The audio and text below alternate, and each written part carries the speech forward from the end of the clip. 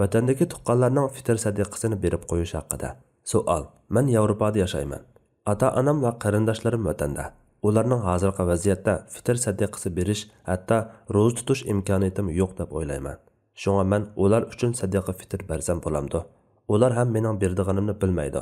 Agar berishim durust bo'lsa, ular uchun qaysi davlatdagi o'lcham bo'yicha beraman? Vatandagi o'lcham bo'yichami yoki Yevropadagi turayotgan yerimning o'lchami bo'yichami? Yoki men avatmoqchi bo'lgan davlatdagi o'lcham bo'yichami? Alloh sizdan rozi bo'lsin. Javob: har bir musulmon o'zi va o'zi boqadigan oilasi uchun har bir kishiga bir kishilikdan sadaqa fitr berishi vojibdir.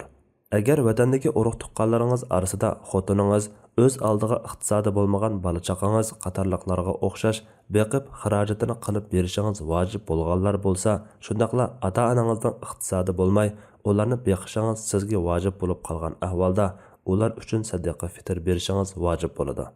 İmam Navaviy ota-ona va bola-chaqalarning xarajati nafiqa masalasida bayon qilingan shartlar bo'yicha vojib bo'lgan ahvolda ularning sadaqa fitrni berishi vojib bo'ladi.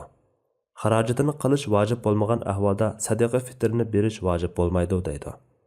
Yatliq bo'lgan qizlarning sadaqa fitrini berish ularning erlariga vojib, sizga vojib emas.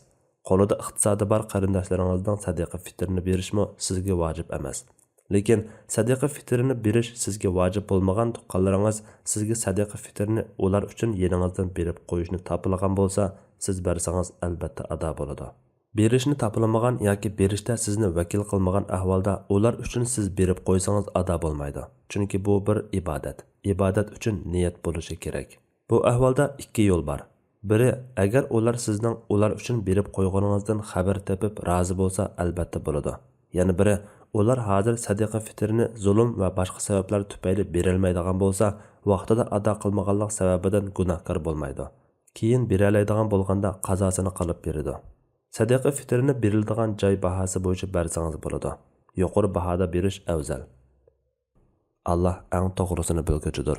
Sajiya Islom tadqiqot markazi